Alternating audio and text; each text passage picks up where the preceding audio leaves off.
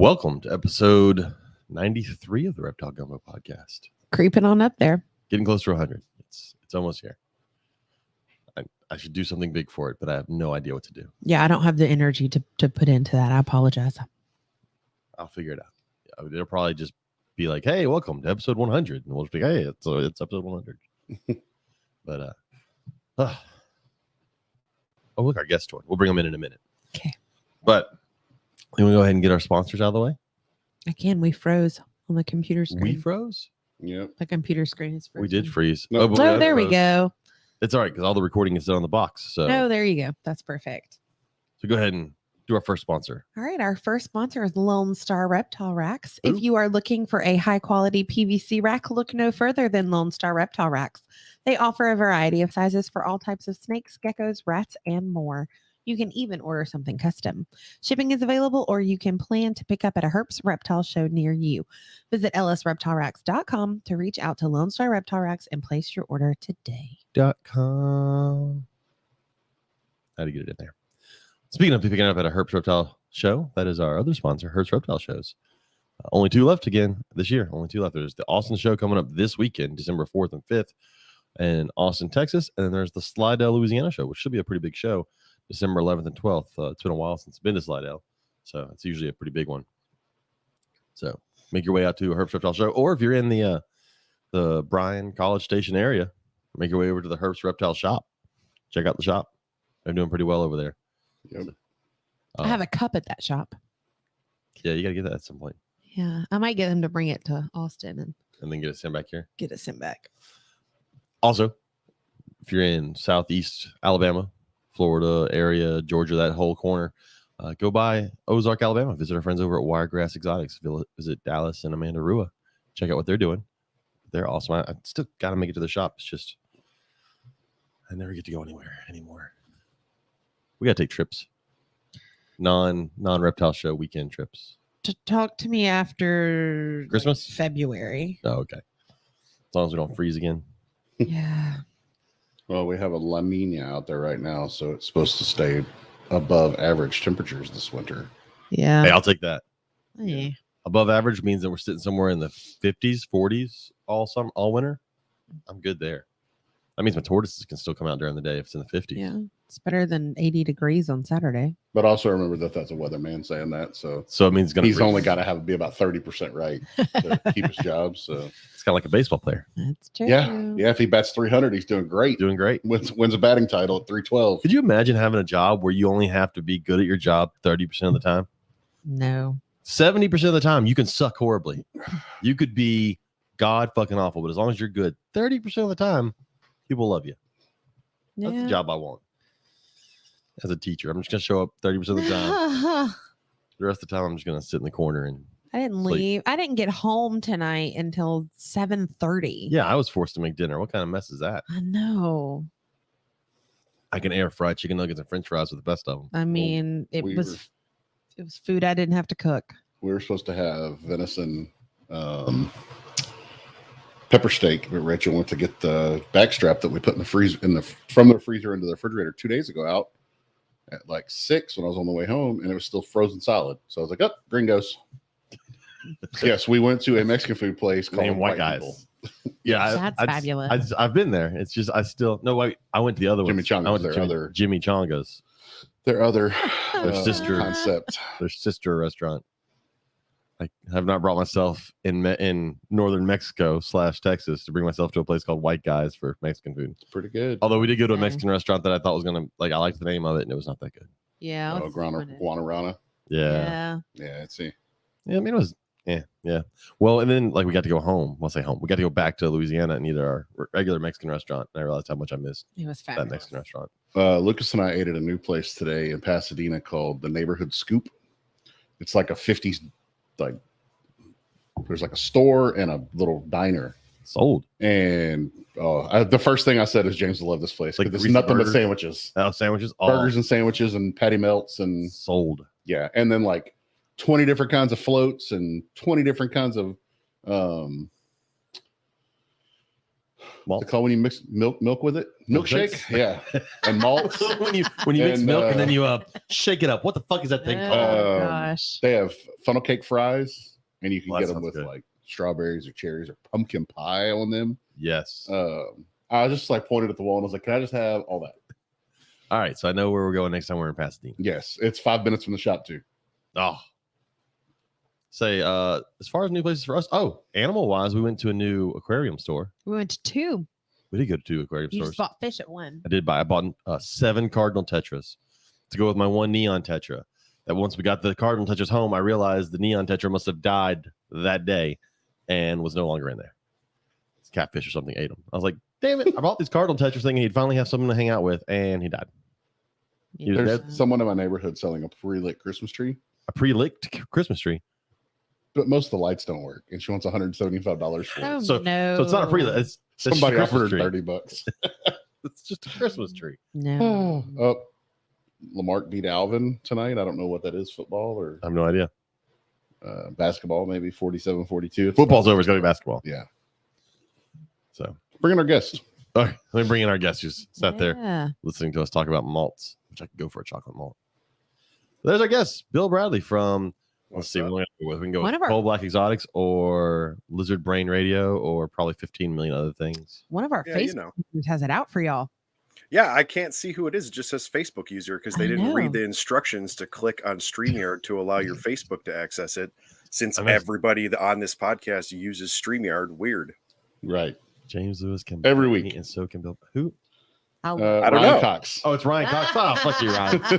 Oh, he put a smart ass answer in the weekly question anyway. Fuck him. He won our giveaway that I wasn't allowed to win. So That's right. fuck Ryan. He gets a cool mandala from Venom Life So and funny. a $50 gift certificate. And all I get is a hat that I had to pay for. I saw a Aw. video ad today for. I was scrolling through Facebook this morning when I woke up and I'm like, "That's Brent." Scroll back and it's a Venom Life like commercial That's cool. on Facebook. Wow. Pretty That's all. neat. That's all Brent needs is another way for people to hear him talk. I love it. Jeez. Yeah, Brent's not gonna listen to this. I can say shit about him all day long. How's it going, Bill? Great. We've It been wouldn't trying to matter have- anyway. Brent, every podcast Brent's on, his internet never works, so people only hear half the things he says.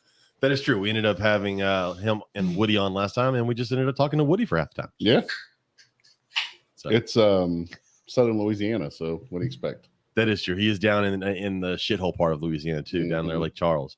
Can I just say, and then I promise I will not derail again, Doubtful. most likely. I'm so glad that I have 2 co-hosts and a guest that lack the emotional drama that comes with being a 10-year-old girl. Okay.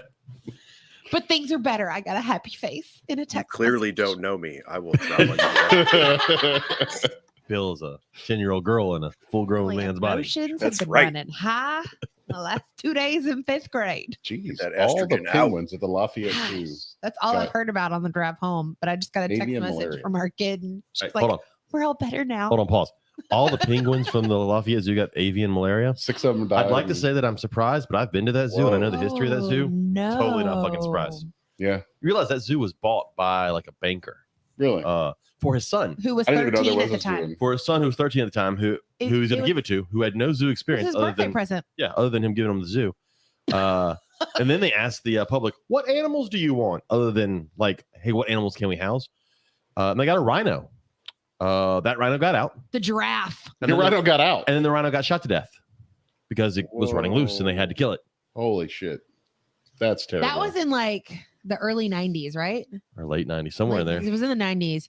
The last time I checked, they had a giraffe because that was the next thing. It was like, hey, what should we get? And we got a giraffe. Yeah, you don't ask the public what to get. We did a sleepover at that zoo one time, the Girl Scouts. Yeah, but no, it wasn't a sleepover at the zoo. It was a I sleepover was- in front of the zoo. I was so like weirded out though because we went and there's easy 200 girls and we have tents and we're pumped and they have us in the parking lot. so yeah. So Is that in Broussard? yeah, Acadia. They call So it Acadiana. Louisiana. yeah, Zoobies. So anybody's never seen this place, it's on a main highway in South Louisiana, and there's a giant grass lot out in front of it, and that's where the parking lot's attached to. And then you go into the trees, get into the zoo.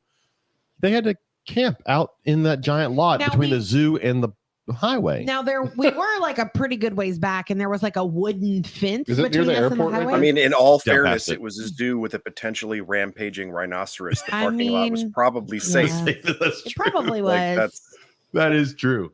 but yeah. If you click on We what did have a animals they great have, time, though. it's like contact us and ask us which animals we have. That Because they was don't know the- from day to Which day. one I is still guess. alive today? I'll give you. Wow. I'll give you a hint. They're not AZA accredited. I'm gonna go with okay. It is Lafayette. Yeah. Actually, it's Broussard, which is Yeah, kind of the. working at a zoo that was an hour away from that zoo.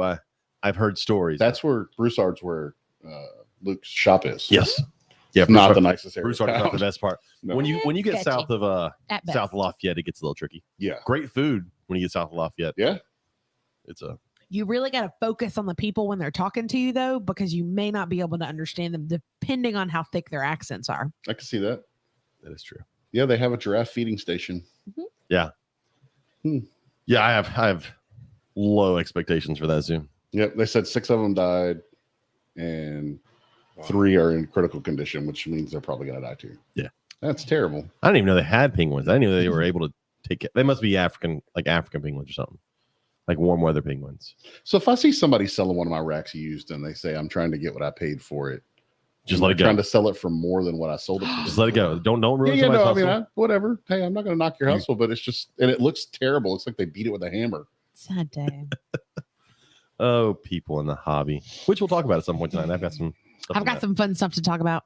Yeah, I, you guys don't want my opinion on anything tonight. I've got some stuff that I want to talk to Bill about at some point because when we tried to have him on like 3 Uh-oh. months ago, Life happens. it was because he was on an episode of another podcast and I wanted to talk to him.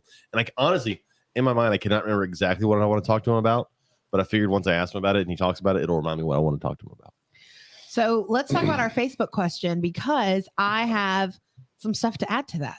This was a Facebook question from Bill. It was a Yeah, great buddy. question. Hey, before you do the Facebook question, can Go. I, as a person who listens to your podcast a lot and has now been on here a little bit and talking to you guys, your dynamic has changed drastically over time Yes, I know.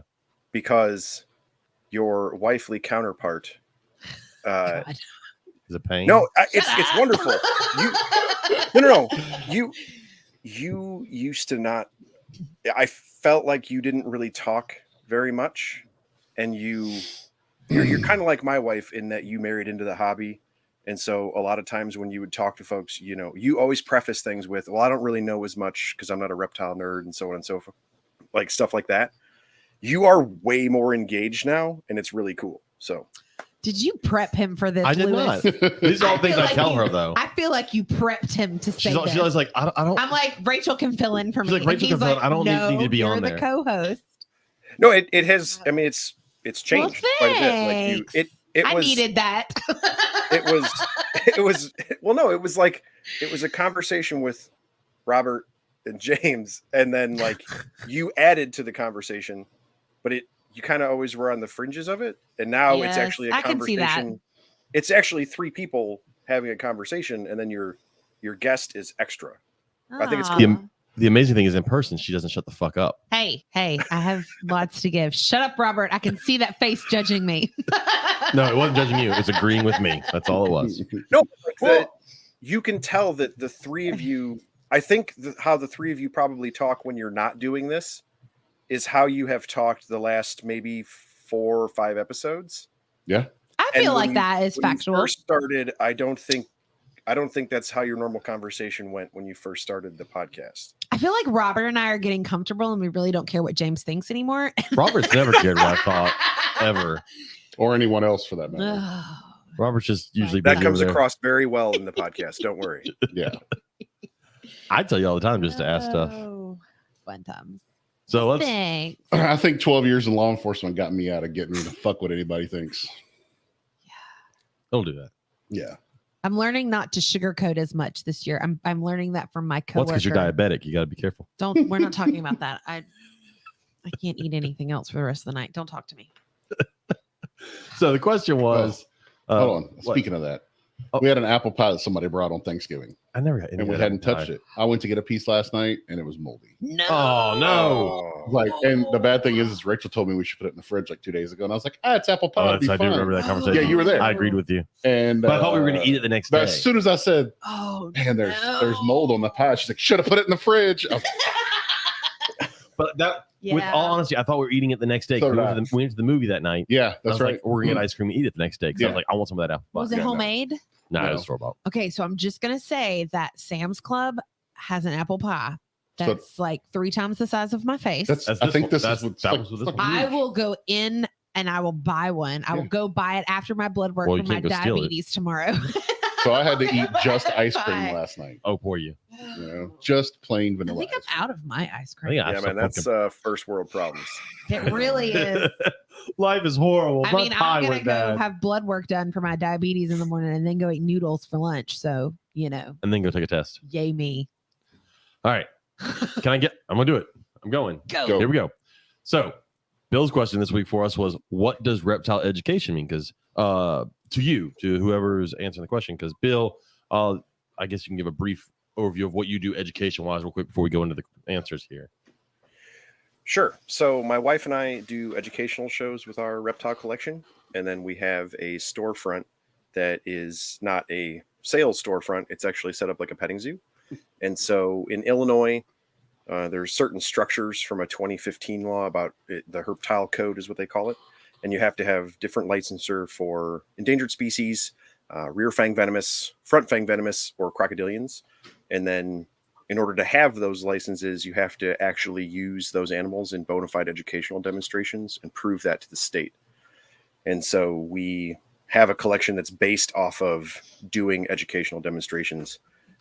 Some of the animals are just straight up things I wanted as pets, but almost all of the animals serve a purpose in some sort of lesson, either natural history or genetics or what have you. And then we do some entertainment stuff, which would just be like a party, take a selfie with a boa or whatever. But we are also like the educational demonstrators for some major museum events around Chicago and different charity events for zoos and stuff. So it's actual professional education. And I know that reptiles in general still kind of have some of the roadside show mentality, but it's moving to be a little more professional. And so I just thought it'd be a cool question to put out into the world.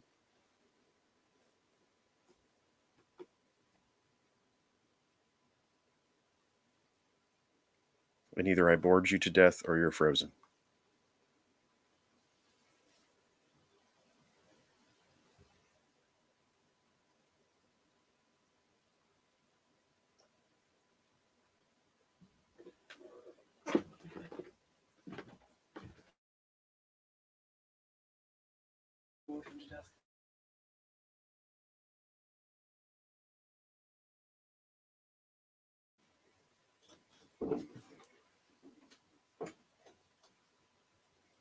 Is the show just me? Because it still says live, and now it's just my face.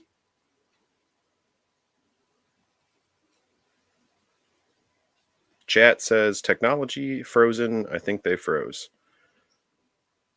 And they are gone. Can the chat still see me or no? It's just me. Yes, I have taken over the Reptile Gumbo podcast. And I'm pretty sure they're messaging me. Hey, we are coming back. I wonder if I have to let them back into their own show. That would be awesome. Welcome to Bill's show. That's right, Darren. This is Bill's show. No, they didn't. Everybody's like, Hey, roasted. we're here. Ha We're here. $2,000 a month. $2,000 a month for that job. Yeah, Fuck Oh, that. man. Everyone that's live will hear what that conversation is about later. yeah. Because we still were recording, even though nobody else could hear us. Don't worry, I kept the show going. Me and the chat. I know. Bill, I was telling you, I think it's funny because I was listening to your last show and your guest got cut out towards the end also. And Yes. you know the nightmares of technology. Yeah, it was quite fun. And it was the exact same way because we were in completely different parts of the country. So I had no idea that he was in the middle of a storm at the time and had a power surge and didn't That know. sucks. So But yes, so the storefront thing I think is neat. It's very I'm cool. assuming it's on a mission to come into it, or is it? How's that work? Yeah. So we set it up to where, so the town that we live in, as far as the school district, is technically fairly close to poverty level. Like they have a lot of social programs here for different students and lower income kids. And I am fortunate that my kids don't fall into that, but we designed it in such a way that those folks would be able to participate. And so the entry for the shop is $5. That's not So I thought a family of 4 could come in for $20 and hang out and do stuff, to kind of keep it cost effective type of thing. Do y'all And offer like a year membership? We don't. I have thought about it. I didn't. So the way Illinois is weird. Illinois is a very strange state because so many of the resources are concentrated around Chicago. Yeah. And we're probably like an hour south of that. And so like I do shows in very wealthy places. And then I do shows in places that can like just barely afford what I'm offering. And so when it comes to the subscription type things and stuff like that, like I really struggle at how to figure out price point, because I don't make money for that part of it. Like the shop, I pay for that rent in that shop because I want to house a collection that has an absurd amount of animals, and I basically need a zoo to do that. So I just kind of bought and built my own. Like I don't. The shop straight up is a money loser. But I sounds like mine right now. Yeah. But the problem with being open to the public, especially for doing what we do, I also have to balance it to where I don't turn into a daycare. So I had to post like no unaccompanied minors. You know, the basement of my facility is where I have all the stuff that lives in the water because water's so heavy, but most of those are open top. So nobody goes in the basement unless there's somebody probably who's related to me that's in the basement. So you don't try to pet the snapping turtle because people always do that. And I don't know why. Boop it on its snoot. Yeah, except I have 3 alligator snappers and a full grown common snapper and a very large Florida soft shell and a gator. So all of those will bring a finger with them. Yeah. Hey, they'll learn their lesson within 10 tries. Oh yeah. You still own, I assume you still own one of my favorite animals that I don't own. And that's your Egyptian Uromastics you had. I don't have an Egyptian. I thought you had an Egyptian. No. I thought you had one giant I guess not. I thought it was yours. I need one. I know somebody's getting some in and I want one because I want a giant Uromastics. Those things. So I've don't rain on my parade. No. I away. want one bad. I've wanted one since I got to see one in person when I was in college and mess with it, and they're monster. My thing is you don't think about having an enclosure for one of those. So I have a Gopher Tortoise, and I had to build an enclosure for that, right?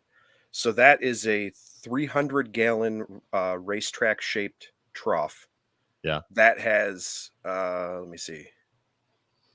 That has 960 pounds of dirt in it. Holy crap. And that is what I would put Egyptian Uromastics in. So you can dig giant sand burrows. Yeah, they're big animals. And when they dig, I mean, you got to think, when you're digging out a burrow for a 3-foot Uromastics, like it's going to displace a massive amount of dirt, Yeah, it's like a Tegu Uromastics. Yeah, same idea. Yeah. Yeah, that's one of the reasons I don't own it. I want a Tegu, but I'm like, if I do that, I gotta have enough area for it to dig and like it's a lot of area. People don't think of the negative space. Ashley and Steven to build a big like the register at Herb Shop for you. Oh yeah, that register at Herb Shop. It's like 18 inches tall for all the dirt for 2 little Ackies, and it's like 8 foot long, 4 foot tall, and like 3 foot deep. It's pretty awesome. I have that in the front of my facility where we take the money, and it has a blue Tegu in it. Same idea. Yeah. Nice. Yeah. I want a larger lizard. I just know I don't have the space or time for a larger lizard, especially something like monitor wise that they need some time. You gotta can't just. Yeah. I would always go Tegu just because you can hibernate them. and they honestly are, I don't know, my opinion, are much more receptive to clicker training, station training, target training. Monitors will do it, but monitors, when they get up to operating temperature, do whatever they want to do and don't really care what you want to do. So it's just a different attitude, I guess.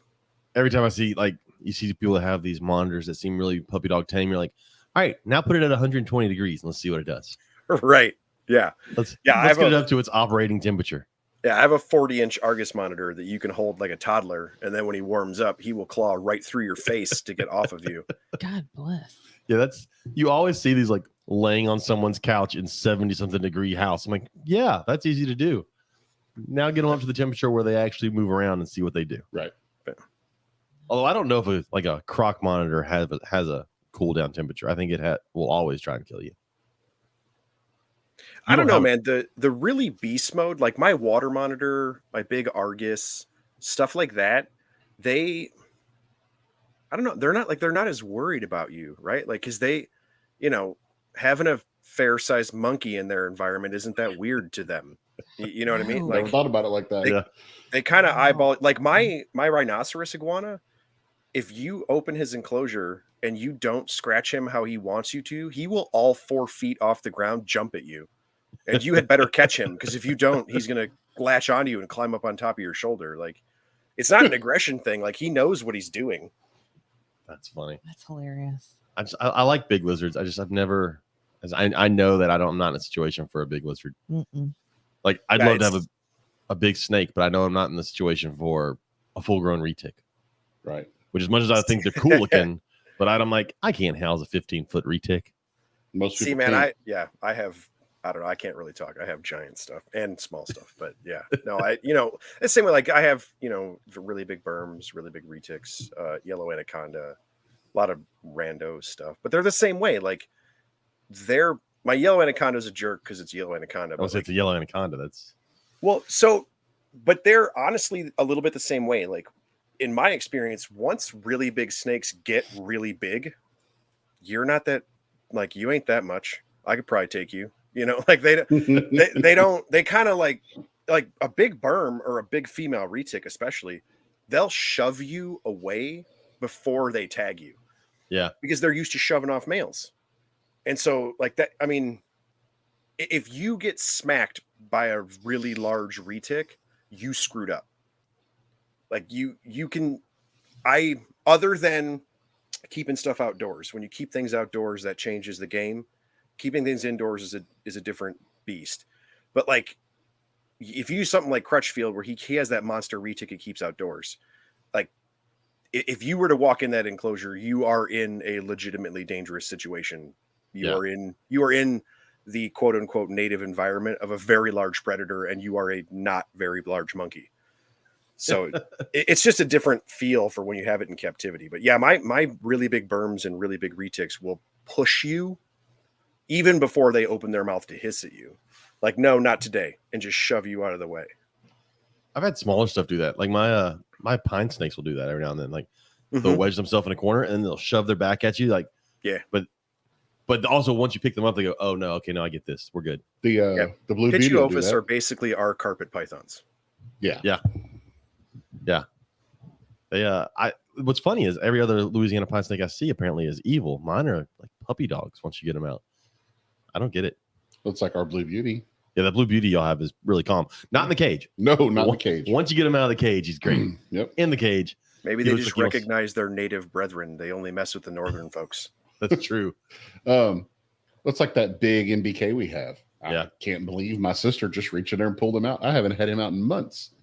She was like, I'm just going to get him out. All right. He's probably going to bite you. Nothing. It's like you telling Kay with her little NBK, like, please handle that stuff because I don't want it to be 5 foot and then not like us. Yeah. I mean, he's every bit of 5'5". Like you. I went to go feed her the other day and she starts flinging around the cage and shooting musk all over the sides. I'm like, what the fuck? Just take the fucking pinky. Never once musked at me. All over the side. I had and this isn't the first time she's done that to you. No. I'm sorry. That's okay. I had some people come by on Sunday and pick up that refrigerator in the garage that went bad, and that smoker in the backyard that's all rusted out, and then that electric smoker that Logan had laid on its side. And when she picked it up, she's like, "Oh, there's a snake." And it was just a little rough first name. He's Stumpy. He's been back there forever. He's got like a stumpy tail. I love that you have named him. Oh, So- Stumpy. So I picked him up, and she's just like, "What if he bites you?" I was like, "A, he won't. B, I won't feel it. B, it's not gonna matter." That's like the And, most Texas shit ever. That's old Yeah. Stumpy, Yeah, Oh, old my Stumpy. garage snake. And so I moved him up front in the front because now we took away his house because he lived under that smoker. That's why Logan had knocked it over. Yeah. Because Logan wants some property where he could put some tin out. And Logan's like, "Dad, can I push that smoker over until you get rid of it?" Yeah, it's junk, whatever. And sure enough, a snake got under it. in the middle of a neighborhood, you're like, Right in the let's middle of the make- neighborhood. Let's make some That's so Yeah. funny. And, snakes. Yeah, we've had Stumpy, so I moved him up front, and he buried right Called in the good mulch. and- parenting. Yeah. Yeah. He's come in 2 or 3 times. Hey, look, he's out here. You had a decay snake. I say you had a decay snake. You had one that lived in the water. Oh yeah, it lived on a little water main because we eat all the slugs and worms. So there was that one, and then there was the one in the backyard. in the That backyard. was super pretty. That one, it scared the bejesus out of me the first time I found it in the backyard because James is allergic to grass. Yes. So I do all the yard work. And so I was mowing the lawn. I'm allergic to dishwater. That Dawn will get you every time. Every time. It may save those fucking ducks, but I can't deal with it. Right. Sorry, go ahead, Katie. So I was mowing and I was going back between the fence and the garage.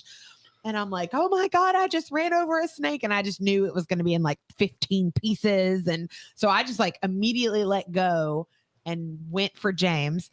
And he comes out and it was perfectly fine, thank God. But every time I would mow, I would go back there first and like dig around in the weeds to make sure, and it would move out of the way. And then I would mow the grass, and it was gorgeous. It was like oranges and reds, and it was a pretty decay. I love decay snakes.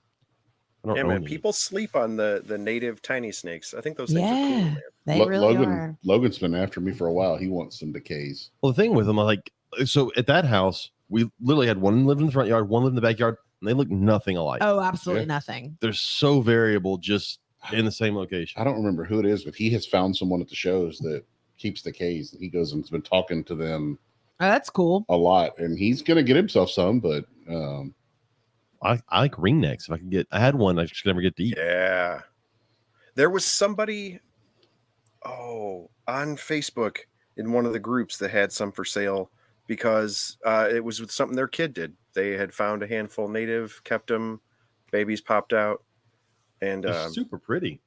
well, dude, but if you think about stuff like that, especially for, people that are maybe going to be cool with their kid getting a snake, but just cannot do frozen rodent Yeah, of any egg eaters. that's anything why these garters have gotten more popular. worms Anything that and- eats oh, yeah, worms. worms, pieces of fish, that'd be perfect. People can just own Crebos. Let's go, because I got more to add to the conversation. You can add at any point. Well, I don't want to just we haven't really talked about the Facebook question in a while. And We'll get back to okay. Here we We go. are on a time limit with Robert Okay, tonight. We'll get back to our Facebook question. yeah, at 9:30, I'm getting up. He turns into a pumpkin. All right. I'm already shaped like one. So the question was, what does reptile education mean to you? I want to read through these and then we'll discuss it. Yes. Our buddy Drew wrote a novel, so it's going to take me a second when I get to it. Yeah. I'll pull it up and I'll read his. How's that? Ooh, Jesus. But he does He- education that's for what a he does. living. It's Oh what he does yeah, for a living. and he started it that way too, which was great. Our friend Megan, and I'm not going to butcher Megan's last name, said helping people develop a healthy respect for reptiles, particularly snakes, and minimize their fears through better understanding their behaviors, motivations, and how they benefit our ecosystem. I And always tell she's people Doing there's that. no such thing as a bad snake, only a misunderstood one. Which I agree. She did that And episode snake. done. She did the snake education thing that we went to in her neighborhood. She just trying to get people in her neighborhood to be okay with them because all these neighborhoods down here in south of Houston, they have these giant ponds. So there's tons of water snakes, and everybody thinks. Well, in like her neighborhood, 6 years ago was a rice field. well, and everyone thinks Oh. they always see a water moccasin. Yeah, I got cottonmouth, and like, no, you got a water snake. Yeah. Calm down. and they If you had had a hired cottonmouth, there'd be nerds outside your front door right now with big cameras. right. They her HOA had hired an exterminating company to come kill snakes, and she was like, "Hold up, wait a minute." Yeah. And she actually talked them into not doing that and to allowing her. She has a Facebook group, and she's now the contact. If people have a snake, they contact her. yeah, And if she's out of town, she contacts either me or Robert, And I've gone to remove snakes from over there. How many exterminator companies have a side revenue stream where they're just jobber flipping water snakes to Repticon tables? right. Yes. Yeah, we'll come kill them there, Susie. No problem. By killing them, I mean we'll sell them to someone else, and they're going to sell them to someone. That person will end up killing them. So it's fine. There was a lady yesterday out near Weimar, which is kind of like halfway between here and San Antonio. And she says that she's killed over 100 copperheads on her property in the last 2 years. I doubt it. And A lot of she wants someone to come out and remove them, but not release them somewhere else. No problem, lady. Not going to release them. Sure. Okay. I'd take them block down the road and release them, but whatever. Well, I went to that one house and never found the snake, unfortunately, but the call was like, it's a 7-foot water snake. I was like, okay. We're like, do send this. pictures. I want to see this. But I got there, I couldn't find shit. I was like, I wanted to find He this. said he stood there and watched for an hour. There ain't no, There ain't no way. fucking We tore away that part of that garage and I didn't find shit. I've never gone through somebody's stuff so much ever. Would have been funny if it would have been a decays. I just imagine a state biologist, if that woman had really killed 100 copperheads in a single location at anywhere in the world, any biologist worth anything would literally have an aneurysm on the spot and die in their front yard. Yes. Oh, yeah. Like, just walk out there, see it, and be like, nope, my brain is done now. And Yes. Did you also kill 100,000 mice? What the fuck are Right. cicadas? I don't Well, know that's what she said. It's out there is what's the Post Oak Savannah is that area of Texas. And she said she has giant oak trees and it's full of cicadas. That'll do. She said she can't even walk outside without 2 or 3 copperheads. oh, so she Scared literally them off. ruined her local ecosystem. That's How dare Yeah. there be nature? So in now she has nature. 300,000 cicadas. Enjoy Right. that. Well, Damn. Like I would love to go over there and poke around. I bet you I would. mean, I haven't seen what she looks like. I don't know. But Oh my God. yeah, I'd like to go over there and I'll go catch some copperheads. Oh, look. I've caught copperheads. They're fun. Mhm. I mean, they smell like shit. They don't smell like cucumbers. But they smell No, like shit. they smell like a rotten cucumber you forgot about in the fridge for 6 months, maybe. I've got to find that one copperhead that smells like cucumber. I just got to find it. I don't know where it's at. It was not in that woman's yard that ended up in the back of my car. I can tell you that. Yeah, that was not the smell of cucumbers. Took a week to get that smell out of my car. 5 of them will do that. All right, you want to read Drew's I sure can. Go. So he said long response, which was Yeah. fine. understatement? As someone who does this as their full-time job, it means a lot of things, but primarily he tries to build on the knowledge that someone might already have, correct misconceptions and inaccurate perceptions, and fill in the gaps in our cultural education. The main goal for many of his shows is to get people, whether they're children or adults, to realize that snakes and to the lesser extent other reptiles are actually animals, living, breathing creatures just like a dog or cat. The number of people who think snakes don't have bones or stomachs or brains is really incredible, but it's gaps like that he's trying to fill in. With more experienced people like novices in the hobby, I like really incredible. I don't know what just happened. It's Bill. It was me. Sorry. That's okay. With more experienced people like novices in the hobby, he thinks reptile education is not that different. They need to know certain things like how thermoregulation actually works and what it means to be ectothermic. They need to learn about light, ecology, the niche of their animal, and what that niche is and how they occupy. Snakes, turtles, lizards, all of these are animals and they obey the same laws of nature as mammals and birds. But so many people have a disconnect when it comes to thinking about how their pet is designed to function in the wild. And Megan even said that she's witnessed, she said, although to be fair, she witnessed her dubia drinking water for the first time last week. She really doesn't deal with reptiles that eat bugs, so she doesn't deal with a lot of bugs. She's like, it was just absolutely fascinating. And to kind of add to that, I came and got you. I don't know if you remember this, but there were isopods that were reproducing. And it was I wish I had videoed this, guy. Oh, it was. They were. it Well, they weren't looked like reproducing. They were practicing reproducing and starting. It looked like a dog going to town on some stuffed animal. That's the only way I know There's to dairy describe cow isopods, and this male dairy cow isopod was on top of the female and just going at it. Like never I've seen it before. never seen a bug move that quick in my life, first of all. And it was, I don't know why. I thought it was so funny.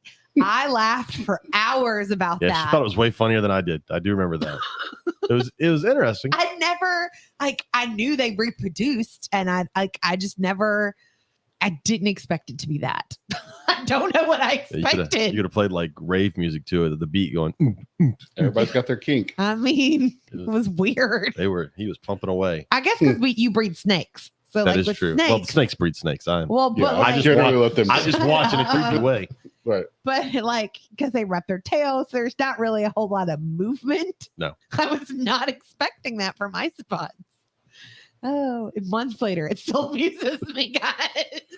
Anyways, all right. Our buddy Brandon from the Canadian Herpetoculture Podcast said, for me, currently, it's education from municipalities and other people who put laws in place, helping them understand the difference between the pets we love and the dangerous animals they see. Also, education and conservation efforts, why they're important, and what we can do to help. For That Ryan is by Cox, far harder than educating the standard public. public. yes, By far. because you're trying to educate someone who thinks they know what the public wants off of something the public doesn't understand, Yes. and then they also don't understand. You are attempting to educate someone who has absolutely no information or education, but has every ounce of conviction in whatever it is they believe. Mhm. Yeah, they're in a position where they think, because they are the ones that eventually make laws, that they know everything necessary for that law, Mhm. and they don't know jack shit. Yes. They're educational jihadists. You can't reason with them. It's the truest statement I like tonight. God. Ryan Cox, we're going to skip you. Moving on. No. All he said was, come and hold my Burmese python. I mean, And that's why he's not allowed with 50 yards of schools. Oh. It's also because he's like 20 something and looks like he's 70 something. Oh, leave him Fair. alone. Emily Amonette said, making reptile haters not hate them and making them retract their statements like reptiles are gross, mean, and all they want to do is eat you. That's true.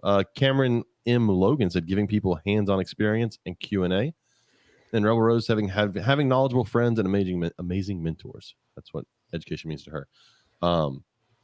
As someone that's, well, and That's a Katie, you did different this take too, than to what I thought. Her actual personal education is what That she was wants. Yeah. Yeah. She's looking at it from the other side, whereas you're looking at it from the educator. She's looking at it from the educated. That's cool. What's the largest program you think you've ever done before? Like the most people in the audience. In a static audience was For like, yes, static audience. When they're in the background going, shh. Shut up. Probably a couple hundred at a time, but Okay. throughout the course of an event, my wife and I are the animal demonstration for the I forget what the actual name of it is, the members open house for the Museum of Science and Industry in Chicago, and that's between 9,000 and 12,000 people in a day. And then with the rescue here, we did outreach for them for the last several years. And the major event that they did for fundraising is the Comic Convention here in Chicago. And so it started out with, if you came as like Spider-Man, then you could take a selfie with me with a big spider. And it was just kind of a fundraiser thing just for fun. That event over the course of a weekend is probably in excess of 20,000 people. And then it morphed into the population of folks that goes to comic conventions is hardcore fans of, obviously. There's lots of kids and there are lots of special needs people, because those are generally safer communities and events that they can do and things like that. But for hardcore fans in that pop genre, like that's the Super Bowl. Like you save all year to go to Comic-Con and do stuff and get autographs and spend money and go to the hotel. And it's NARBC for those nerds instead of us nerds. Or you're the nerd that falls in both categories. It's totally fun. Oh yeah, no, we were fans way before. Like the fact that I got to go behind the scenes there and set up my booth was. I know, like that's super cool, and I'm kind of jealous. So, I'm kind of morphed there into the guy that helps people with their tarantula and insect fears, because we have a board member on the rescue at the time. She is very, very afraid of any kind of arachnid, really, but she doesn't do well with invertebrates in general. And so she wasn't able to help. And I ended up being that guy. So over the course of like the last 3 years, that's basically been my entire job the whole weekend. And so I've put a tarantula on in any of those weekends annually was minimum several hundred people. So consecutive, like, I mean, my singular rose hair has been on 2,000 individual people easily in the last 5 or 6 years. Oh my gosh. Oh, side note, speaking of spiders. That's actually how we met you. Oh, it was. Yeah. In Tinley. That's why that was a thing there.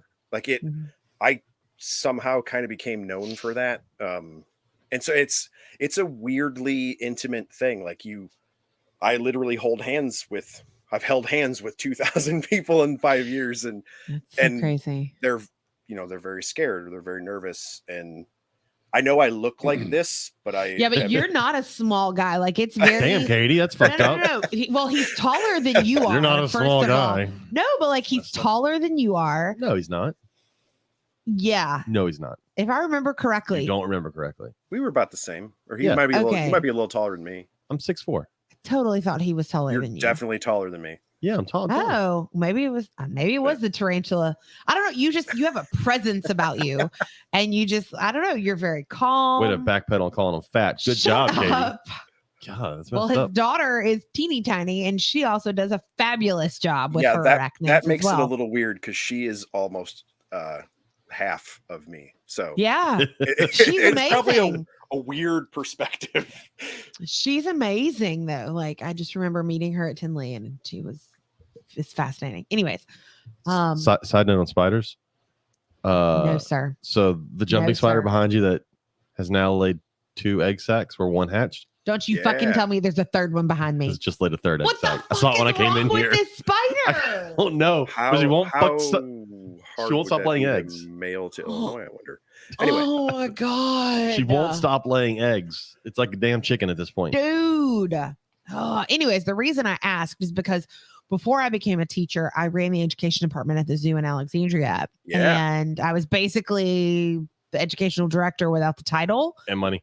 and money. And so I did all the work of the director key. without getting paid for it. And That's why we're no longer. one of the reasons I am now a teacher. But I think my largest static group was between 300 and 400 oh yeah. people, and it was for field trips. See, I personally was- hate that. So my jam is to get your hands on it. Yeah. Yes. I did not. That was actually one of the only times, like that week was the only time in my 7 years that I did large groups like that. Yeah. And it was not enjoyable for me at all. We did have stations set up so that after I was done with the program, they could come up and see. And I had volunteers that were running it. So they basically got all of my information front loaded to them. Yep. And then Yeah, went that's from there, how. but- If we ever have to do giant groups like that, we always try to.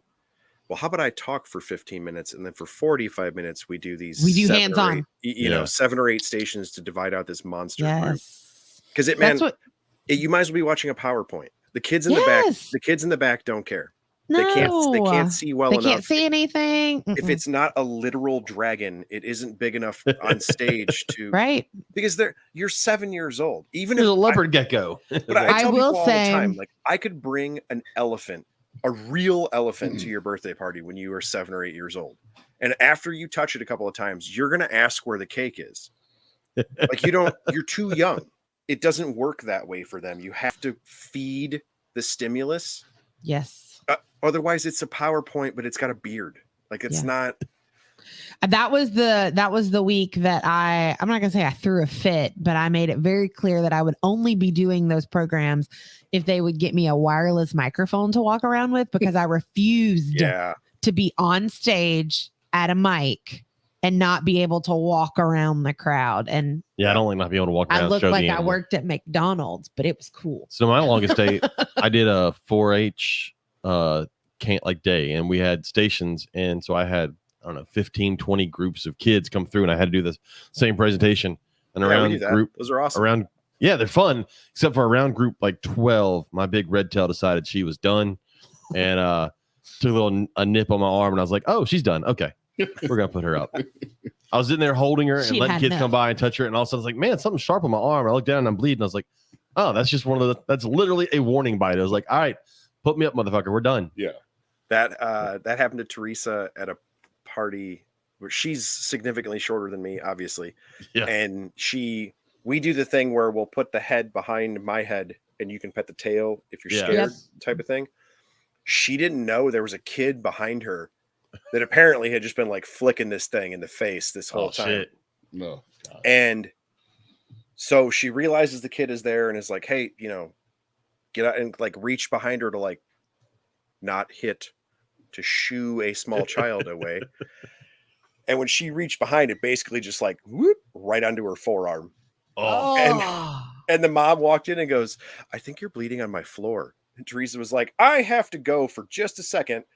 that was me. I didn't make a sound. I didn't even let kids know. I was like, all right, I think she's done. And I put her up and I kind of kept my elbow turned away from everybody so they couldn't see there's just blood pooling up on my elbow. But yeah. They'll let you know when they're done. See, man, most of the time for boas and stuff, it's for me at least, I'm taller than her, so I'm the tree. They just get floppy. Like they're not holding, not like, nah, I'm over this. I don't really want to sit on you anymore. Yeah. And that same thing, like Pituophis or any like big bodied snake. If they're not pushing or holding on, like they're over it. All right, you're done. Next.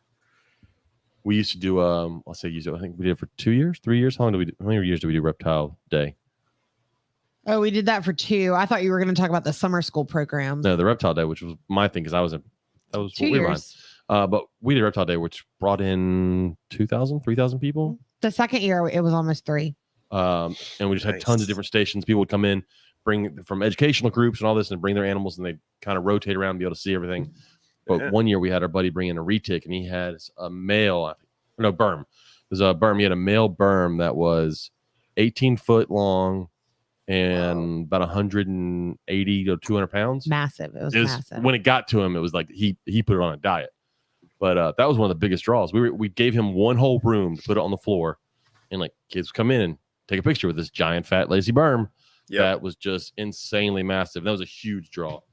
I had someone tell me that they've been at a new reptile show recently, and they did $1,500 and $5 pictures with their big berm.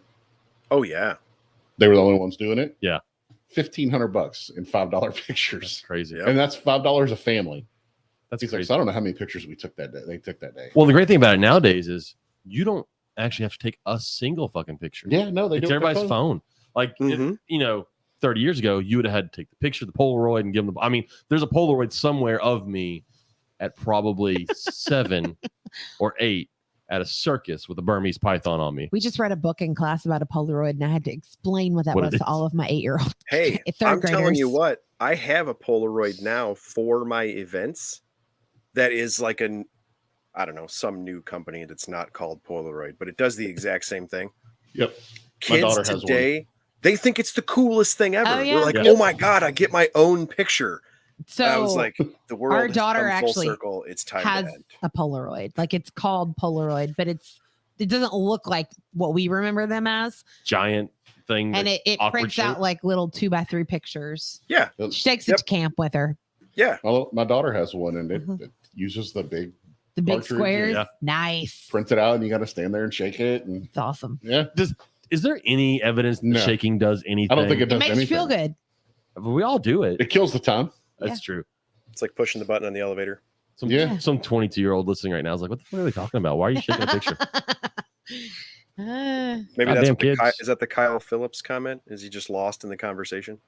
That's funny. I don't know. He's probably upset we haven't talked about shit yet. We normally talk about shit at least one episode. We'll get there, Kyle. I'm sure. Give it time. I thought that's where your boa story was going. I didn't expect Oh the my warning goodness. What? Speaking of shit. Uh-oh.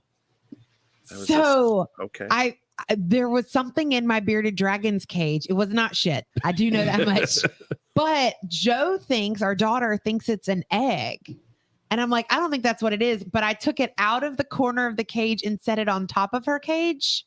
Does it look like so an egg? I could take it was yellow. Yeah, it's she laid a whole bunch of infertils before. Okay, so Yeah. that's what it is? Yeah. It's totally still sitting on top of her cage, and I have a substitute tomorrow. They're Oh. gonna wonder how she laid that egg on the outside. Okay, I'm totally going to send my kid in there in the morning to take it off the top of the cage. Yeah. I just remembered. Yeah, but No. so I Don't do said it. that. Send No, an my email and students- ask if the second bearded dragon is okay. No. it reverted back to an egg. No. You don't remember when I told you like 2 weeks ago when she was digging like crazy? Yeah. I remember it. That she was gonna Oh, probably yeah. lay eggs. Yeah. So now that's- it's that is Easter. what There's that probably is. more than one in there. Okay. She Which has means been, now you gotta feed her like crazy. she again. well, and she's been eating like crazy, so that explains it. Because even we have jobs in our classroom, and one of them is class pet. And the kid who was feeding her this week was like, "She sure is eating a lot more than she was before Thanksgiving." And I'm like, "Well, Mhm. I don't know. because we had her. Why? It was months. It was before we moved. She looks great right We were now." like, though. God, why'd she lose so much damn weight? And we couldn't figure out for the life of us why she was so skinny. And then we went to move, and I'm unpacking everything out of her cage and going to clean. I'm like, oh, okay. There were were like 30 eggs just spread throughout her cage, just all over. I was like, well, that's where all that weight It went. was broken in half.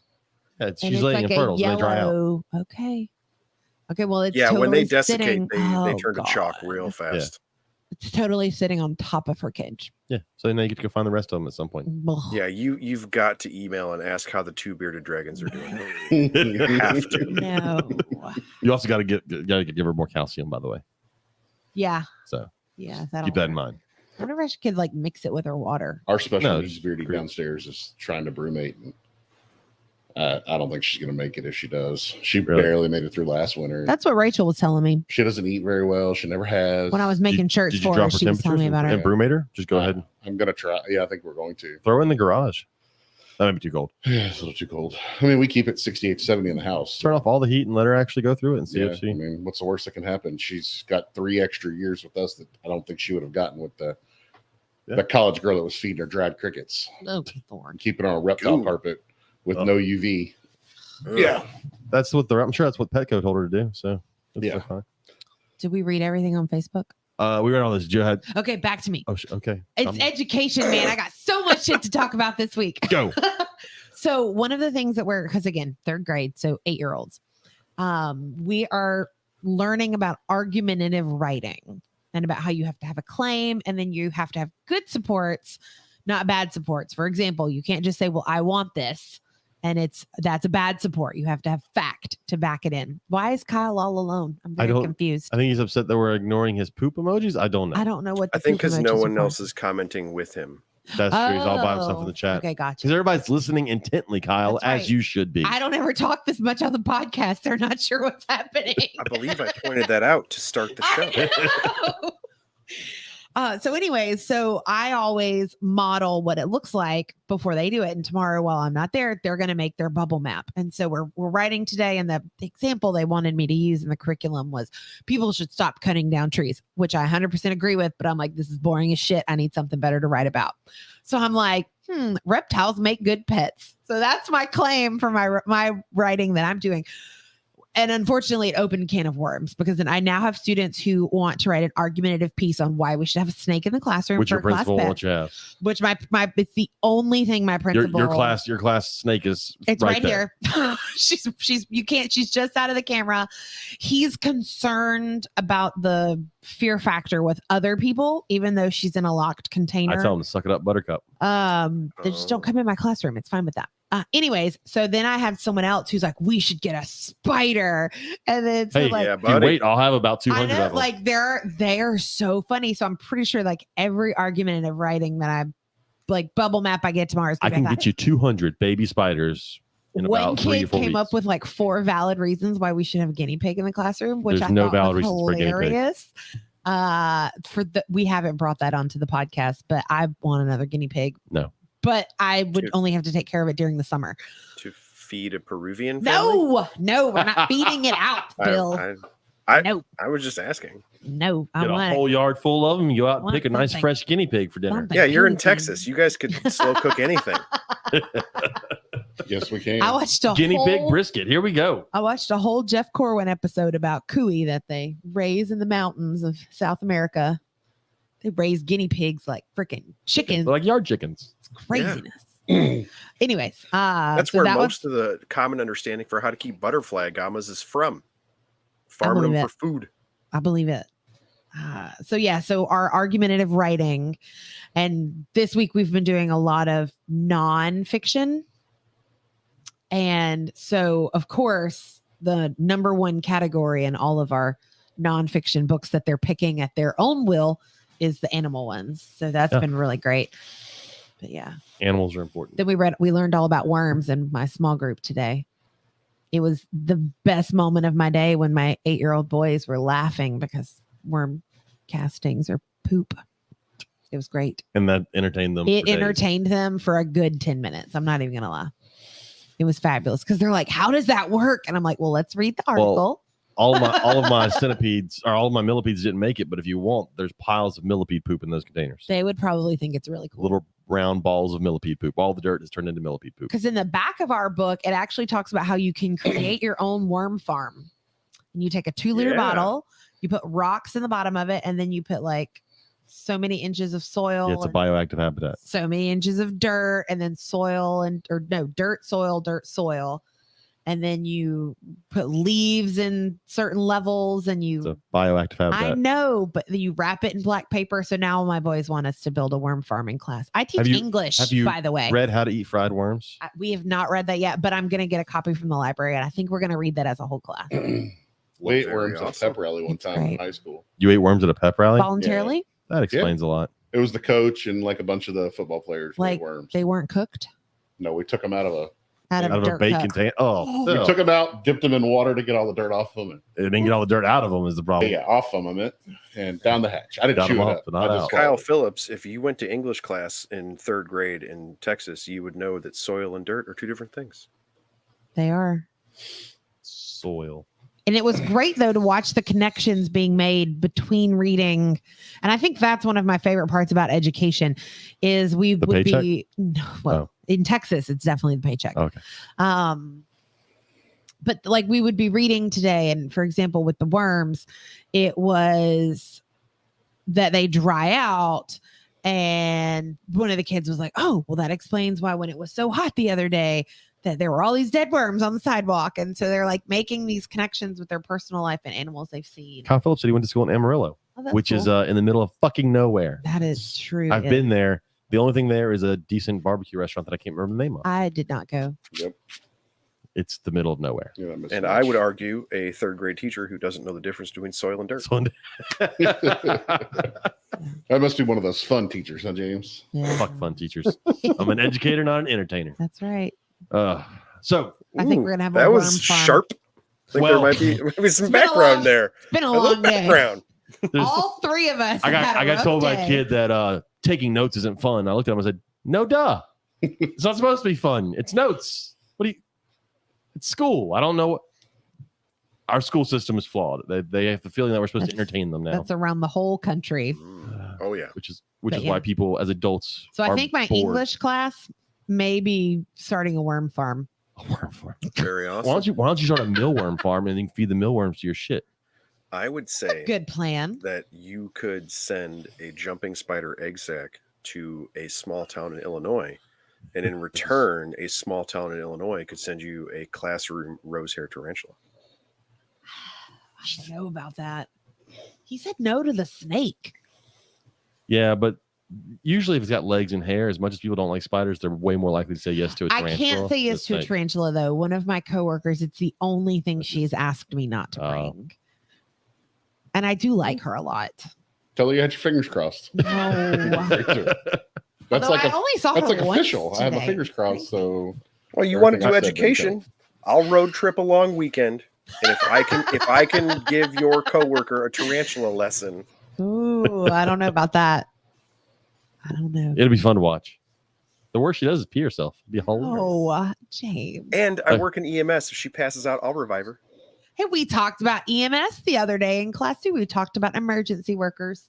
I actually literally said that to you at NARBC. So I know. They were like, what about those people that work on ambulances? And I'm like, those would be emergency workers. They're called paramedics. So some of them are. I've seen some of my ex-students in the back of an ambulance thinking, I'm not sure I want them to save my life. I remember seeing one of my ex-students who was not one of my better biology students, and he was working in the back of an ambulance, and I'm like, they've really lowered this bar. Aww. But he had a job. You know what? Better than some of my kids. So there were a couple things I want to pull up. One, I'm jumping months back to when you were on Reptile Fight Club. Yeah. And y'all were talking about the invisible arc idea. Yep. And a lot of the argument on there was for, are we really doing anything since we can't put these animals back into the wild? Right. And I want to say you were on the side of the argument where, yes, we are. It's even though they can't go, it's better than losing them completely. So my premise was that when people argue about the invisible arc, they're missing the point. Yes. So the invisible arc, it's a very short book. It's awesome. When you read it, is written from a fatalistic point of view. And when I say that, what I mean is everything in Sumatra is going to disappear. Palm oil has taken over the world, and they're never going back. So if you thought about it from that point of view, any earless monitor, any blood python, any of the crowned frogs, if they're alive, it's better than none of them being alive. And I think that is the premise that they were going for, because people get really mixed up with what conservation is and think that because crested geckos are one of the most common pets in the world, that somehow we're conserving them when people thought they were extinct in 1994 on the islands. And you're not. You are preserving them for posterity. You are not conserving them in the sense that you're going to go to New Caledonia and see a crested gecko. Which I would argue is still you could very come to my important. house and see a crested gecko. That doesn't mean you're going to go to New Caledonia and see one. Those are not the same thing. But And I still argue the preservation of a species is still equally important. 100%. But you can't read the invisible arc with your brain turned on to conservation. That's not what they're talking about. They're talking about, if we torched New Caledonia, thank God leeches are still here and we'll be able to show our kids at a museum. Not, boy, when my kids hit 16 and we can get cheap plane tickets, I hope we can go to New Caledonia and see leeches. Those are not the same thing. Preservation versus conservation. So my whole argument was that people just look at it the wrong way of, I'm preserving these endangered snakes because they're going to go back to, we're going to put indigos back into Florida. Well, if you're not part of the Orion Society, no, you're not, because the state of Florida ain't going to let you. Yeah. And that's just not how it works. And my argument was that people are just looking at it in the wrong light. I agree. I think, and because the argument was, it felt like the argument for the other side was, since we're not, it's not worth trying. Yeah, no, it's Dave and Tracy Barker. Oh, I didn't even notice the names. It's $132. There's only one left. Yeah, they don't print them anymore, but I'm pretty sure Sean has an extra one, so I'm going to try and get it. Wow. Really? Cool. There's one copy on Amazon. It's $132. Oh, wow. But yeah, it's a small paperback book. It's a really easy read. But the argument for the other side seemed like it wasn't worth trying to preserve them because we're not going to release them back into the wild, which I thought was crazy, because I would gladly take a thylacine in captivity, or a flight cage of passenger pigeons, or a small flock of dodo birds in a cage. So you have to look. So for one, you have to look at that when you talk about Reptile Fight Club. Don't for folks who are listening or in the chat or right now, don't like go pitchfork at Casey Cannon's house. Yeah. It doesn't mean that he hates reptiles. No. And he actually made a joke about that at the start, that people would think he hated reptiles. He had to argue opposite me. That was the point. And he really does a great job, because there have been other episodes where he's like, dude. Casey is awesome. I want to get him on here. I don't want to argue this side. Let's go. Yeah. He's one of the few people in the hobby who uses common sense in an argument. It's amazing. I love it. Very smart dude. No, his argument was that because it is preservation and not conservation, then what's the point? Yeah. If you aren't actively working in conservation, you aren't doing anything. And if you were a conservation-minded person, that's actually true. Like the government of New Caledonia will never come ask you for crested geckos to repopulate New Caledonia. They're not going to. And so, or of anywhere, they're just not. And that's okay. But it's two different brain channels are turned on, right? If you're in conservation mode, you're like, you preservation idiots with your stupid reptile collections. That's kind of why people get like hobby versus academia and, oh, we hate each other. That's not true. We're just thinking about different stuff. And it's very hard for people to cross those barriers and see it from the other person's point of view. Whereas, if Keith McPeak produces Boland's pythons and we're able to keep them in the United States and stop going into the middle of nowhere with Ari and tracking through the natives to bring them back, that'd be wonderful. So we wouldn't have to mess with them anymore. If Keith McPeak produces Boland's pythons, Ari is never taking them back to the natives. No, he's not. Those are which by the way, Ari has got to be one of the most interesting people on earth because he goes to a place where he could definitely die. Oh yeah, just to do a hobby. He's not even like he's not a like big scientist doing a giant study for a university. Yeah. The fucker just goes up to a mountain where like he could get killed to check out a snake he likes. Yeah, he's a modern day zealot. He believes it in his bones. It's a really I have his book on my shelf over here somewhere. Me too. But my whole premise was, if I had $20, I would give Keith 10 and Ari 10. I'm not going to give Keith 20 and give Ari none, and I'm not going to give Ari 20 and give Keith none. I want both. Yeah. And I think to discount what Keith is doing and only promote Ari is silly. Because when you think about it, I love what Ari is doing. I love hearing him talk. I have all of his stuff. I support him. I buy his stuff. He's wonderful. He's on a fatalistic path, right? I hope he gives Keith everything Keith needs and Keith is successful. At some point, when Ari goes back there aren't going to be any more snakes for Ari to see. That is a fact of life, which I would argue makes Keith really, really important. And on the outside chance we as humans finally decide to stop being idiots collectively, I don't want Ari to stop. You need zealots. I need Ari to keep going back there and risking his life to see a snake I will never see because I can't. And on the off chance but you want to know that it's still there in 30 years. Yeah, because on the off chance that we don't torch this whole place, I want to know that that's still there. And he's the only person that's going to do it because nobody else cares. It's just, and it's really like, I don't think people understand how dangerous it is for him to go there. It's not like he could like just fall on the mountain and twist his ankle and then he comes home. Like, it's not a safe place for us. No, it is not a safe part of the world. No, it's not. Where is it? It's Papua New Guinea. But like, it's not like the good part. You can get eaten there. Yeah, he's going to places where like, luckily the tribes like there know him, and he's formed these relationships, and they take him to these.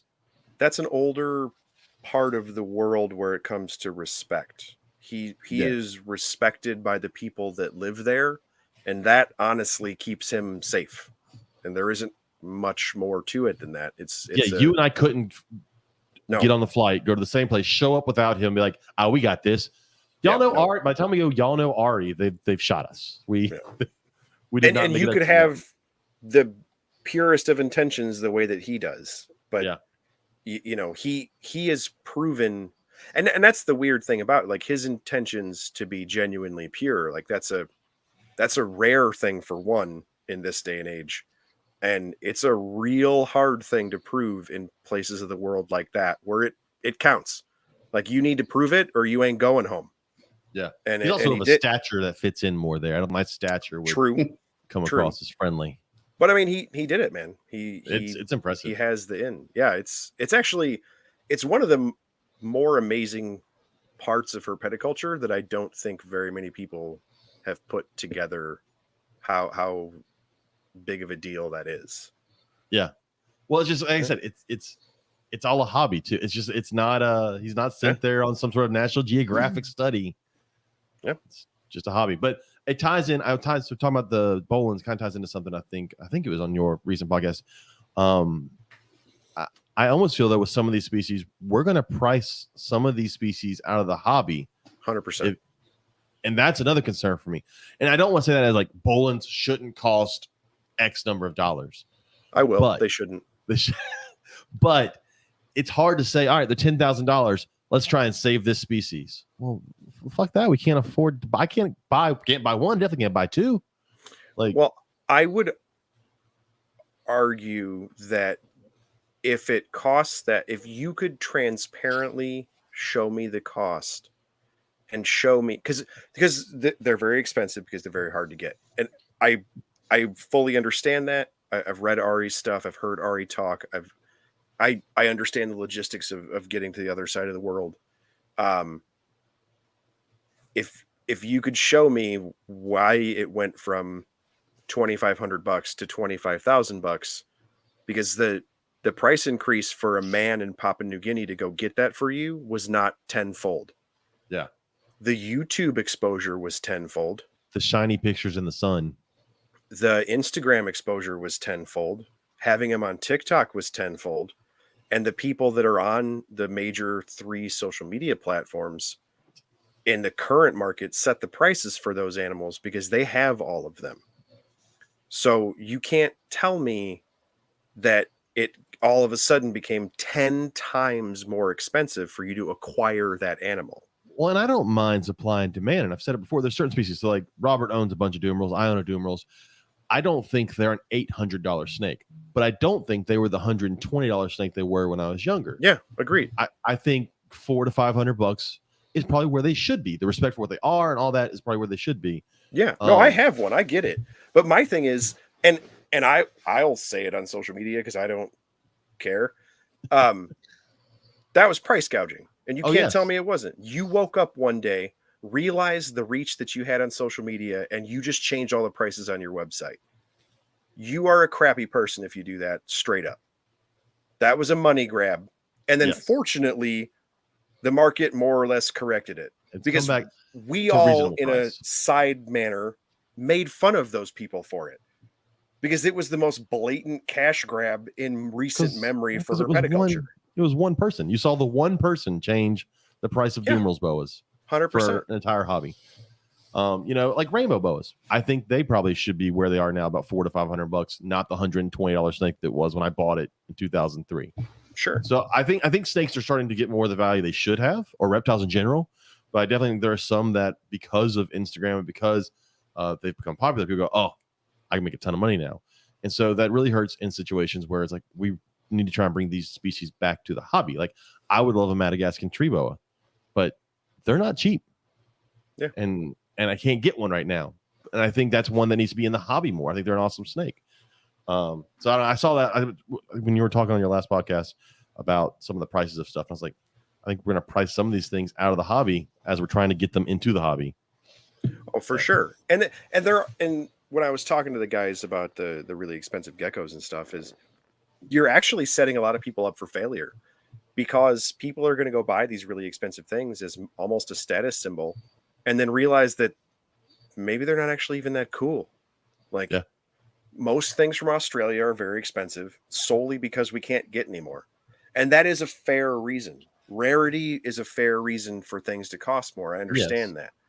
But if you get it and it turns out that it's boring, it just happens to be only one of 4, who cares? Like if you're not into it, or you could only afford to buy one, well, guess what, dude? It's a gecko. So in about 5 years, I hope you got more money because it ain't going to live that long. Like it's not like I spent crazy money on an Alligator Tortoise. Like I'm kind of dumb. So I would spend house money on an Alligator Tortoise. I would too. No problem. If I had it, I would literally just put it in a duffel bag and hand it to the dude in Florida right now. I yell at Sean Gray every time I see the 3 that he has. But that's going to go to your grandkids. Like if you put that, if as a business owner, right? If you had the breakdown of expenses over the year for what you paid for that, you could literally break down tortoise expenses for 100 years. Yeah. I mean, $1,000 a year. That's not bad. That's like $100 a month. $100 a month for the next century. I get a real big tortoise. Awesome. When you drop 8 G's for a gecko, fuck. that's $1,000 a year if it lives 8 years, which would be an old gecko. And then Yeah. And then you got to You're hope it only doesn't getting die or one. get egg bound or some weird thing that Yeah. kills it in year 3. it better be parthenogenetic because you ain't getting more than one. I mean, I just don't understand some of those things. And I know that there are wealthy people in our hobby who are able to purchase those things and so on and so forth.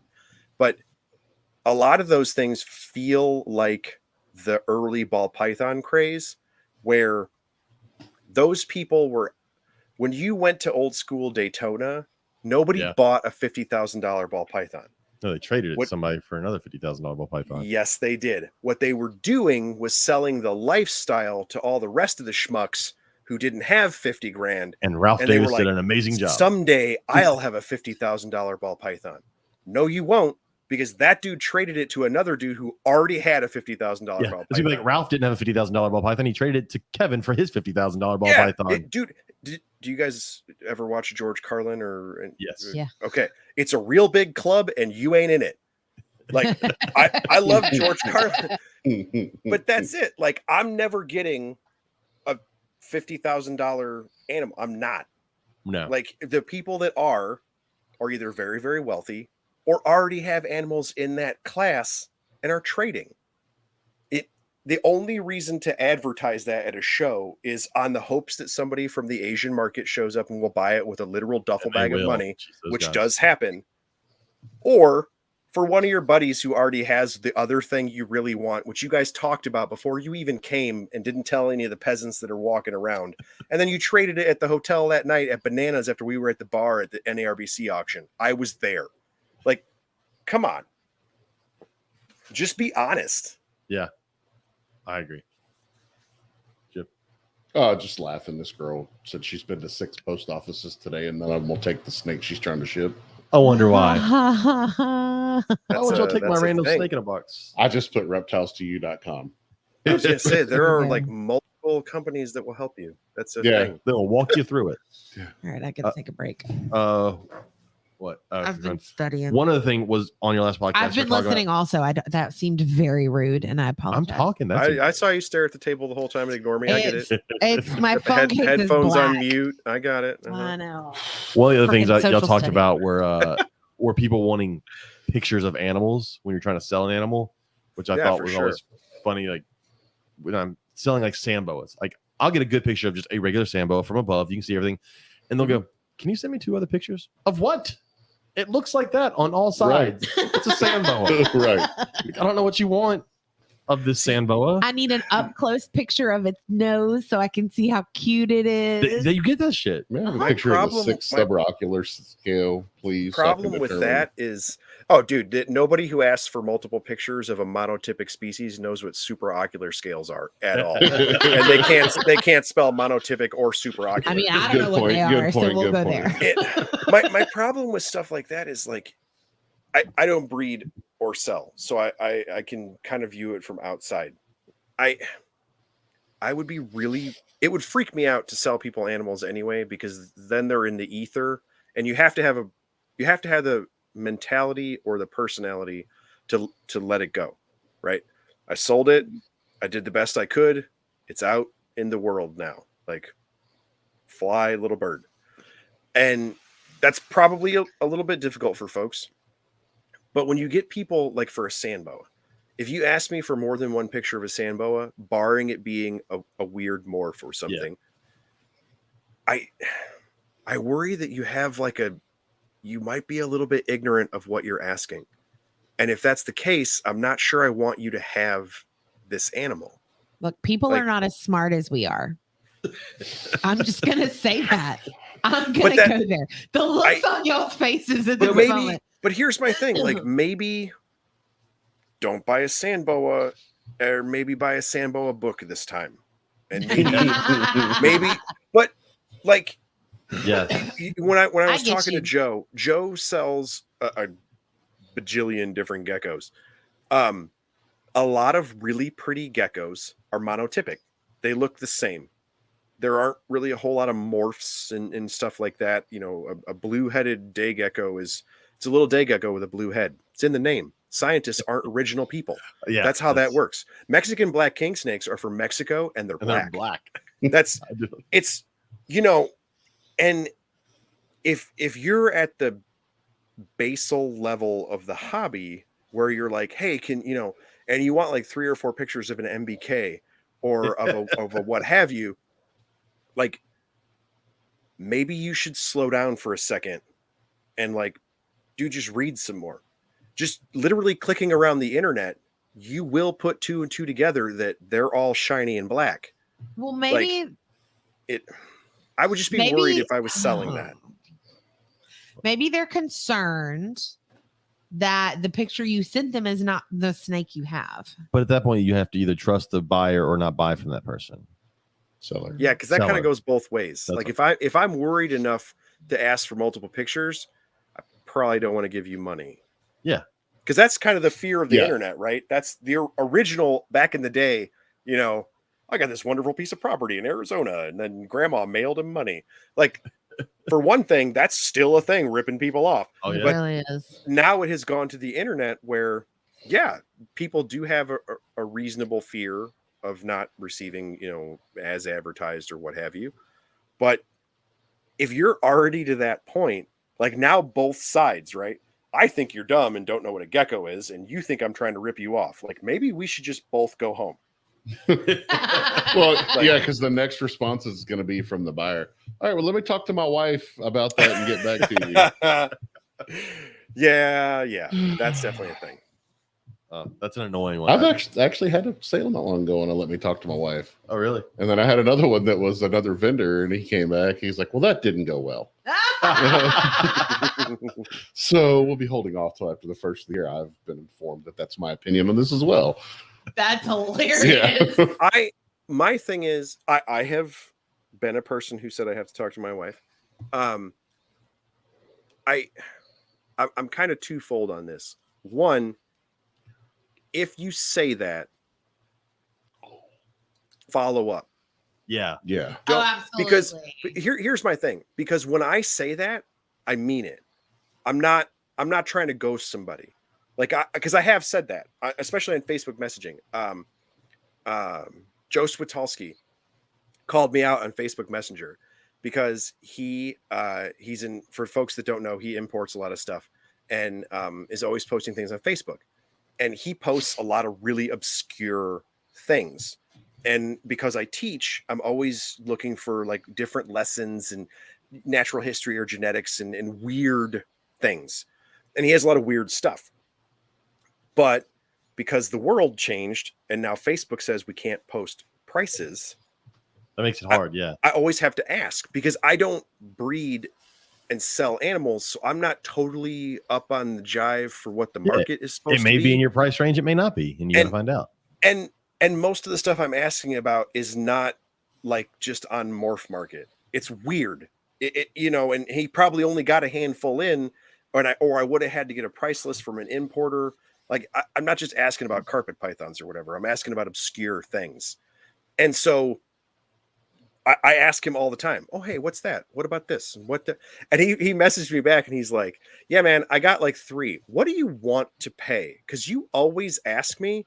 And then you talk to your wife or we talk about it. And then you're like, I don't really know this, that, and the other. And I laugh. He was being funny. He wasn't being a jerk. And I messaged him back and I was like, yeah, but if you watch any of my podcasts or listen to any of my stuff, I reference my wife all the time. Like I actually am going to her and I'm like, oh, hey, I found a slug eating boa or a centipede eater or, this weird thing. Check it out. And then we talk about the lesson or what have you and have a real conversation because we do the business together and I'm not going to spend potentially big time money without asking her. Yeah. But if you ask a bunch of questions and then put, well, let me ask my wife, you weren't going to buy it. Like it's an honesty thing. Like I will message people and be like, hey, I talked to Teresa. We're going to do this project. I don't really know if that animal's going to work or the lesson thing didn't, she had a different idea and I'm not just going to drop the cash without telling her. So, hey, sorry, I can't get it. Whereas if you talk to Robert for 2 hours about a rack and they're like, oh, let me ask my wife. Like, you weren't serious about it in the first place, and you wasted that person's time. Like, because when you ghost and don't actually follow up, now I have no reason to trust what you just said, because we don't know each other and this is the internet, so you're just a stranger. Yeah. But if you in that situation, it's a pain in the ass for Robert because the prices are there. Like that happens on a lot of stuff you'll see too. For sure. Like but my thing is, if you followed up and told him, especially a person like Robert, where you have you're building structural things, you know, and have price lists and check sheets and all of, you know, supplies and all these sorts of things. If you told me like, hey man, I thought this thing, you know, she told me on the way home from work, the washer broke, blah, blah, blah. I don't really have the cash, this, that, and the other. This is what I'm thinking. Might be a couple months, got to roll some paychecks up. Robert would be able to say, all right, man, look, PVC is a little ridiculous. It might be up a couple % on the cost, this, that, and the other. When you come back, this is what I'm thinking. Like you can have a real business conversation as adults and not ghost him, because when you go back to Facebook Messenger and it pulls up on Robert's, it will show all of your last conversation, and he'd be like, yes, you're the idiot that ghosted me last time. There's a $50 surcharge for idiots. I had someone yesterday email me asking for a custom rack, like a pretty big rack. And so I gave him a price, and his response was, why is it this much? Because this rack on your website is less than half of that price, but it seems to be comparable in size. So I broke it down for him. I was like, well, it takes this many square foot to build that one. It's basically double to build this one. It's this much wider. It takes this much more heat tape, this much more screws, this much more labor. So if anything, I just realized that I actually priced it a little low. And he came back and said, well, that was a very professional response, and I think I'll buy from you. Well, that's awesome. Yeah, because I was ready to tell him, because that's the fucking price, you know, but of course I didn't. And then he came back with it, but it's going to be a couple of months. Well, that's fine. Whatever. I appreciate you responding. See, my problem is I have a wife that I'll go ask, and then she'll usually say yes. And then I have to talk her into talking me out of it, because I realize I got her to say yes, but then I realize I really don't need to spend that money, but she already said yes. So now I need her to make me say no. Yeah, that's usually the problem. That's why she goes over to the table and buys the snake and then tells you to go get the snake. That was only the one time. Right. It was a speckled king snake. He'd wanted it for months. Yeah, that's true. But he's right though. It's a rare occasion. I will say, in the 17 years we've been together, it is a rare occasion for me to say no. Now, James, on the other hand, I don't have that. James, on the other hand, tells me no quite often. That's because I usually use like reasoning and like a rational brain. All right, I know. Okay, so our marriages are opposite. I did want to mention one other thing, just that I heard this week on Colubrid and Colubroid. How you say it? Whatever. They had Kathy Love on, cool. Which is really cool because I haven't heard from Kathy Love in forever. Listening to it on the way home from work today. She's awesome. Well, she brought up a term, and I've heard it many times before, but of deli cup herpers. But they mentioned that that's not always a bad thing. It's not. I think in the hobby, it's so much. If you don't go out and herp, you shouldn't be allowed to own your fancy ball python. That's but I think that you should be allowed to do both. Like there are definitely multiple camps where they can be a deli cup herper, and the only reptiles they see are at a show. Sure, and they can appreciate them that way, and not want to go out and sweat. I mean, there's no way Chris Eaton's going to go out and look for a snake in the wild. He's made it very clear that he has no desire to do that. You tell me how many people that own saltwater tanks are professional divers. Right. Exactly. Yeah. Right. So I heard that and I was like, you know, I think it gets sometimes thrown out there as a derogatory thing to someone who. Now, with that said, should they at least know where that snake comes from naturally? Yes. I think that falls back on just knowing what you like becomes back on research, knowing how to take care of it. So you should probably know your ball python originates from Africa. I mean, my third graders can tell you all about it. Do you need to? Do you need to? No. But I feel like in your researching to know how to take care of it, that had to have come up. Why? Or you didn't do the research to take care of it. Stop being an elitist, James. I'm not an elitist. I'm not saying they shouldn't be allowed to own it. I'm just saying that it would be nice for them to know where it's from to know how to take care of it. If it was an animal that was entry level enough to survive off of a care sheet, does a care sheet ever say where it's from? That's your zoo background coming in right my there. care sheets do. That's your zoo background. Yeah. Because you are that person. Do they You say are the ACA at the person- bottom? Because that's Yes. not the same. My care sheets do say where my Kenyan Sambo. But is. also knowing that it's from Africa, that doesn't tell me much. Because but like, Africa's like the United States. There's mountains, there's deserts, there's swamps, there's Yeah. savannas. so look, okay, maybe they shouldn't have to. I feel that you should want to at least know that stuff. That's Like, different. If you A find it need versus interesting, want. if you find it interesting enough to bring it home, be a part of your family, you should probably want to know more about Can't it. tell you about my You're dog. about to get a 3rd grade grammar lesson in a second. I saw that finger come out. I can tell you There's all some about your pointing dog. going on. Your dog is a mutt. That is all you need to know about your dog. But It's an American-made mutt. most of the kids, these days grew up on Wildcrats, so they probably know anyway. This is true. Well, We actually watched that when we our have. kids, do. Yeah. No, Trust we me. watched that on indoor recess when it's I can raining. tell you, and high we school can't go kids- outside. High school kids couldn't find you Africa on a map. Yeah. But a High high school- school kid could get a care sheet, order a rack from Robert, buy 4 ball pythons, and keep them for the rest of their life, That is true. Mm-hmm. and Just- never even spell Africa. There That you is go. true. You're also the person that goes to the zoo. I would and not be will- friends with them, but they and, could. Right. and will read every single piece of information on every single Well, yeah, the sign. signs are there. Well, that's why they're there. They wouldn't put them there if they don't want you to read them. But the people right. that aren't reading the signs are the people that are buying reptiles. Yeah. Those are also people that brought their kids Yes. to the zoo as a babysitter. They're the ones that he's trying to keep out of his store I'm just all day when they saying, leave to go grocery Well, shopping. we used to have Astroworld here. I can skim the sun. It was right here, right up the road, right across from Reliant. And that's one of the main reasons it ended up shutting down, is because it got so bad in the summertime that you couldn't even walk around the place because there was just these roving bands of teenagers Mhm. Yep. and preteens, and they weren't spending any money because they were buying a season pass and they were going in there. They weren't spending any money, and it got to the point where Astroworld shut down Yeah. Mhm. because of it, and which sucks because that was a huge part of my childhood was Astroworld, and stupid fucking kids shut it down. Can't have nice things. Goddamn kids. All right. And the last thing, it's not long. This was just, I saw a video on, it popped up on YouTube as a thing to watch, but it was an alligator sanctuary, like a pet alligator sanctuary That was located cool. in Michigan. Oh, Yeah, they're awesome. That I saw that. I was Cool. like, I reached out to them. I want to try and get them on because that is one, a weird fucking place to go. You know what we should do?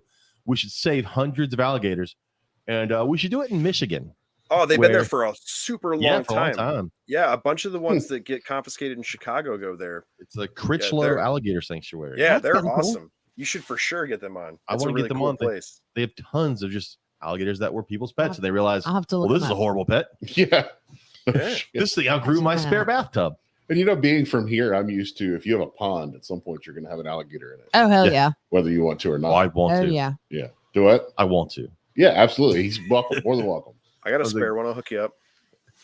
I want a Chinese alligator I'm cool more with than that. anything else. I'd Oh get no, rid I of got everything a in my good collection. old American gator. I would take an American. I told Katie if we ever buy a house with a swimming Yeah. pool, it's not a swimming pool. Yeah. It's But an we can't, alligator. we can't It's a have them in pool. Texas, so It's a pool. You can get a permit. you can, but it's not I've easy. got All right. one in a display right in the big front window of the shop, and one in the basement. All right, Bill. If people want to get a hold of you, how could they do that? Oh man, Facebook, Instagram, Twitter, YouTube. Just type Bill Bradley. TikTok. Yeah, Just Google Bill Bradley. I'm not the senator, and I'm not in the Basketball Hall of Fame. Yeah, so Okay. type Bill Bradley reptiles. Then Yeah. Coal Black Exotics is the page for all of the educational stuff. Coal, like dig it out of the ground coal. And the podcast stuff is Lizard Brain Radio. I do another one that's called Saurian Stories. My daughter has one called Indira's Inverts, and my son Yes. has one called Turtle Talk Podcast.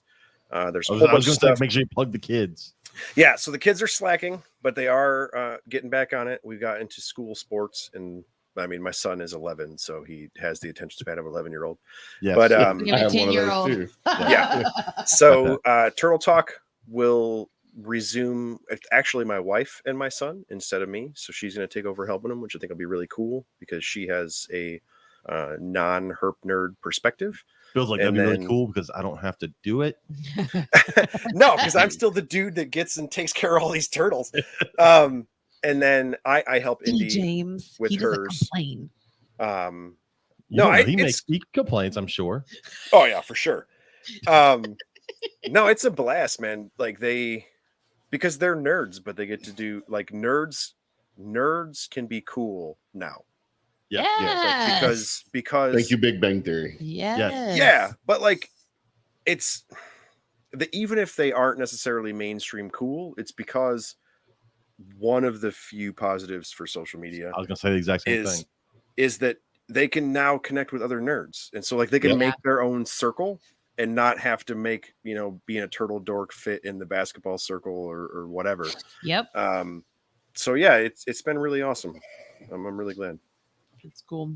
If you need a rack, lsreptileracks.com. .com.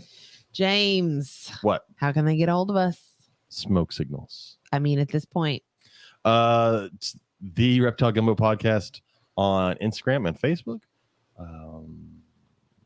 Yeah, that's it. sounds good. Simply Serpents on Facebook, simply_serpents on Instagram. Yes. I have a test to study for, and Robert's about to fall asleep. I gotta pee. That's know, lovely. everybody Bill, wanted don't go that. anywhere Long just week. yet. Okay. Thanks That's for all listening, fucking guys. But yeah, thanks for listening. We'll be back next week. We don't know who yet, but I've got some ideas. So talk to everybody next week. Goodbye. Bye, y'all.